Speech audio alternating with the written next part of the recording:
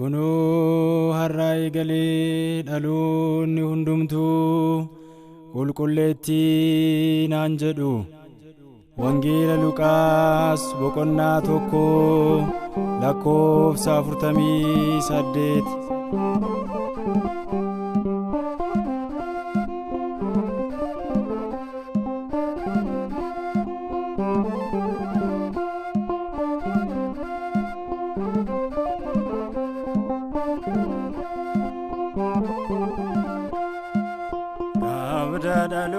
Dhalootadhu kan si faarfatan akkuma caafame kan si jaallatan yaa filannoo Sillaasee haadha Waaqayyoo yaadannoo koo durbee kan Qaraaniyoo yaa filannoo Sillaasee haadha Waaqayyoo yaadannoo koo durbee kan Qaraaniyoo qabda dhalootadhu kan si faarfatan akkuma caafame kan si jaallatan yaa filannoo Sillaasee haadha Waaqayyoo yaadannoo koo durbee kan Qaraaniyoo yaa filannoo Sillaasee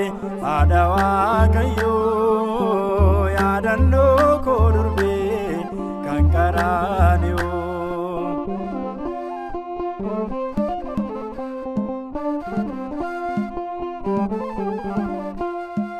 Uumamoo samiif lafa duraa yaada abbaa keessa turte Maariyaam. Addunyaa dhaalee marsee daawwate urgooftuu gaarii sumaan argate. Addunyaa dhaalee marsee daawwate urgooftuu gaarii sumaan argate.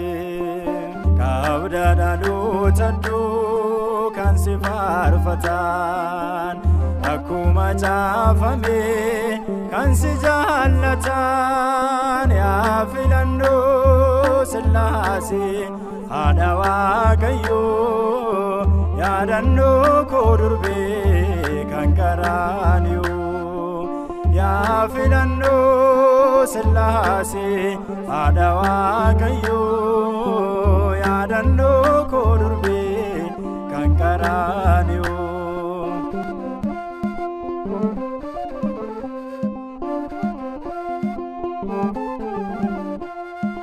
Ergamaan samii dhufee ulfina guddaan siif gugguufe eenyuree Maariyaam kan siin salphisu abboonni gaariin sumaan eebbisu. Eenyuree Maariyaam kan siin salphisu abboonni gaariin sumaan eebbisu.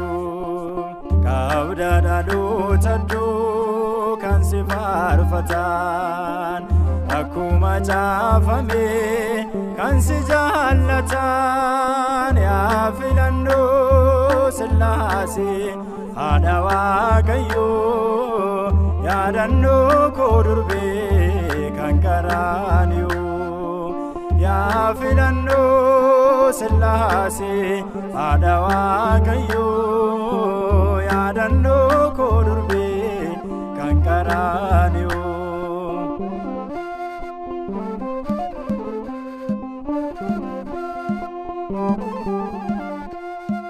Eddeseem kam yaafeti sinjeenu durbee ayyaan qabeetti akka baariyaakoo sabbaa Efreemi si faarso Maariyaam har'as dhaloonni akka baariyaakoo sabbaa Efreemi har'as si waamnaa durbee Maariyaami.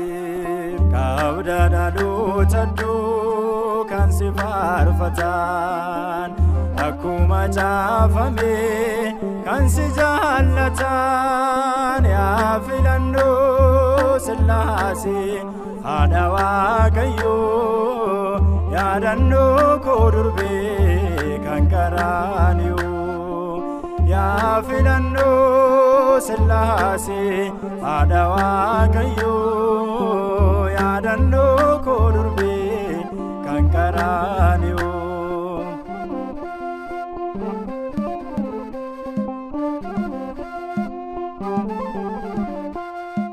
Ergamaan samii dhufee ulfina guddaan siif gugguufe eenyuree Maariyaam kan seen salphisu abboonni gaariin sumaan eebbisu eenyuree Maariyaam kan seen salphisu abboonni gaariin sumaan eebbisu abda dhaloota kan si faarfatan akkuma jaafame kan si jaallatan yaa filannoo Sillaasee haadha Waaqayyoo yaadannoo koo durbee kan qaraaniyu yaa filannoo Sillaasee haadha Waaqayyoo yaadannoo koo durbee